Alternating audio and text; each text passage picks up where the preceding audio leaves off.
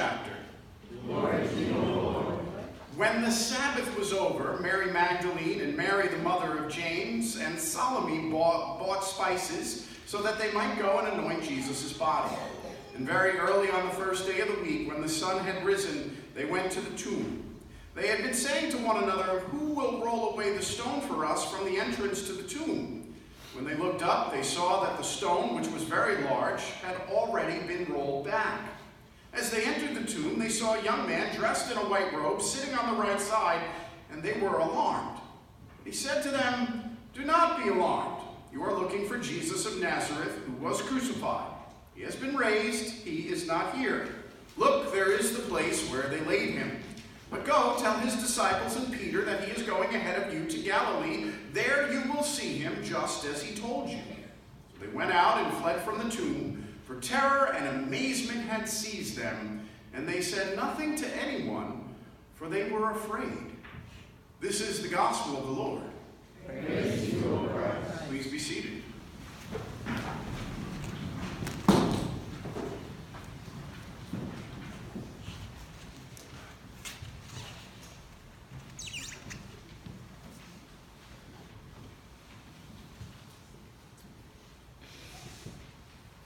Mark's story of the resurrection of Easter that we just heard about in the gospel lesson is the story out of the four gospels that the church has been most uncertain of as the years have gone by. See, in the gospel reading that we just heard, there's no appearance of the resurrected Jesus. As a matter of fact, history records and shows for us that this is the original ending of Mark's gospel. So it kind of ends with the women leaving the tomb, uncertain and afraid, not sure what happened with the body of Jesus. The ending that we now see in the Gospels as we open our Bibles that goes to verse 20 is something that evidence shows that scribes through the years added on to this traditional ending of Mark because they too must have been a little trouble. How can Mark just end the story, leaving us with a little bit of a cliffhanger? So when you read on past this, the rest of the Gospel of Mark, you have some multiple appearances of the resurrected Jesus to a variety of people. It's consistent with the other Gospels and what they bring to us about the resurrection. And I think for those early scribes who were recording and rewriting the Bible to transmit it and hand it on to other people, they feel like they righted a wrong or fixed something that maybe Mark had left out. But for as much as there may be a little bit of uncertainty around the ending and the Easter story that Mark brings to us today, I happen to love this Easter gospel because I think it captures for us the real human emotion and what really happened when those women went to the tomb. I think it's got some real important points for us. First of all, we've got those women going to the tomb. That makes sense for us because the guys, the apostles, they got all scattered in fear after Good Friday. They didn't know what to make of it and what to do. And those women, as was often the case, especially with the women at the time of Jesus, they went there because they knew they had a job to do. They were on task. And as they went to the place where Jesus was buried, we hear that they're filled with a little bit of anxiety. The tomb is closed, the stone is big, so they're wondering. When they get there, they want to finish the anointing process. How are they going to do this? So they ask the question, who will roll away the stone for us at the entrance of the tomb? But when they get there, things aren't what they were expecting. First, the stone's already rolled away. Then the body is no longer there. And then there's some strange guy there telling them, don't worry, Jesus has risen. Everything's going to be okay. And it's in their reaction after that that we see that genuine human emotion. And dare I say, is it not the way we would have reacted had we been there? So they went out and fled from the tomb, for terror and amazement had seized them. And they said nothing to anyone, for they were afraid. I think those women at that moment were caught in that quandary of mixed emotions. They wanted it to be true, They approached it as though, yeah, okay, I hope this is true, but their experiences in life, their disappointments in life, left them a little bit perplexed and skeptical. And is this not the case in our lives? Have not our own experiences, our own history with things, haven't they caused us to be filled sometimes with mixed emotions? We want to believe in something. We want to cling on to something, but we're always just a little bit uncertain because we've been disappointed over and over again. It's that whole thing of seeing the glass half empty or the glass half full. So what about you today? What are those things in life that you are uncertain about? What are those things that bring you mixed emotion? Terror on one hand and amazement on the other, just like those women in the tomb on that first Easter morning. I know one of the things that I have those mixed emotions about in my life is where my future goes as I move towards retirement. You know, with the economics that surround us here on Long Island, I'm kind of excited that I might live long enough to make it to retirement. But then I look at things and I think, I can't possibly stay here and retire and live on Long Island. So I'm hoping and praying that one of my kids finds a good place that we can go and join them. No pressure there on the kids, but, you know, something that I'm amazed about and looking forward to. Maybe you can relate to that emotion, or maybe it's something else. Maybe it is a career situation that's caused you uncertainty, or something that, you know, on one hand you're looking forward to, but on the other hand, you're a little bit afraid. You're not quite sure. And then we got the news that's around us all the time.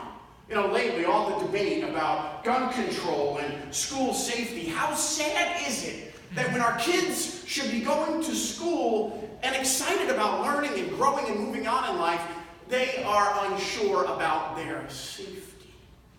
Or maybe you've come here to America as a foreign citizen, but because of the mess of our government and the immigration system, you're not quite sure where your future may be. But out of all the things that give me uncertainty in life in the world, it's often those things of faith that make me feel most like those women at the tomb on Easter morning. Some terror and amazement. Don't get me wrong. I have faith. I believe that the hope and the message of the Easter gospel and everything that we celebrate and is the foundation of our lives as we gather together today is absolutely true. But as I look at faith in action in our world today, yeah, sometimes I have a lot of mixed emotions. I'm amazed at how God continues to work, but I'm filled with a little bit of fear because I'm not quite sure what the picture looks like. What the church will look like in the future is something that I'm constantly wrestling and struggling with. I've shared with you before that statistics are showing that the church and the message that we bring is becoming more and more challenging to connect to younger families and younger people. Statistics are bearing out that the church is getting older and older. That for all the older people that are here, younger people are not coming. And that makes me wonder. That fills me with concern, yet I still hold on to the fact that the church has been around for 2,000 years, and I'm sure God will continue to bring the gifts of faith to all the generations. And the situation with Lou Day and Christian education and other Christian schools on Long Island that continue to close only adds to that anxiety and that uncertainty that I have. What is the role of faith when it comes to our young children and educating them in the blessings of God? This past week, I finished Dan Brown's most recent book, Origin. Dan Brown's the author of the Da Vinci Code. And this was an adventure based upon the tension that exists between faith and science. And what the book explored on some levels is what would the future look like if science discovered completely an explanation for where life comes from. And it conjured up that question that has been a constant tension for a long time between the church and between science is can faith and science exist together? And for a long time, sadly, the church has done a poor job in addressing the issues and the discoveries of science and how they connect to our relationship with God. And that creates uncertainty for me as I look at the future of the church. Because I don't think it has to be that way. For the article of faith for us is simply this: I believe in God the Father Almighty, maker It's a value statement. It says we are worthy, and there's a plan, and there's an organization to our life. Everything after that is the job of science to explain. They don't have to be mutually exclusive, but oftentimes they are, adding to the uncertainty that people have when they walk in their faith. So yeah, our experiences in life, the things that happen and don't happen to us, do have a direct impact on our faith and our journey in Christ and how we look to him. They definitely affect how we approach the church on this day where we hear the story that Christ is risen. And yes, that's why the reaction of those women at the tomb on that first Easter is so important for us today. Because in the midst of those times in our lives when we are uncertain, when we are questioning, when we aren't quite sure, the message of Easter is the blessed assurance that God is still with us and God has a plan and a purpose for our lives. And the best evidence of this is in the characters that we meet on Easter morning. Those women went to the tomb filled with anxiety and worry, the burdens of life, and when they left the tomb, they still were filled with some anxiety and not quite sure, but that didn't change the story. As Paul records for us in our epistle lesson today, Christ did indeed rise from the dead, and hundreds of people had witnessed it and met him. And that's why this story of faith changed the world as we know it right up to today. And as I've shared so many times before, it's what happened with Peter that most comforts me when I have those moments of uncertainty in my faith. For the transformation that took place with Peter was unbelievable.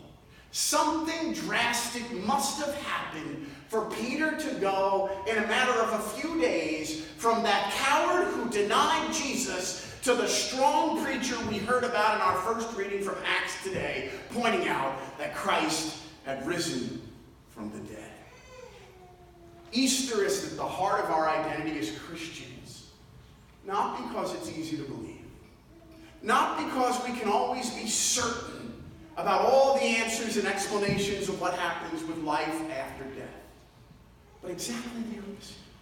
Easter is at the heart of who we are as the people of God, because it's in those times of uncertainty when we have questions and we aren't so sure in our lives that the Easter message that we hear repeated over and over again says to us that God's love is real and that God is working for us and our well-being no matter what, even when we're not quite sure. So rest assured. Christ is risen and you rise with him. Happy Easter. Amen.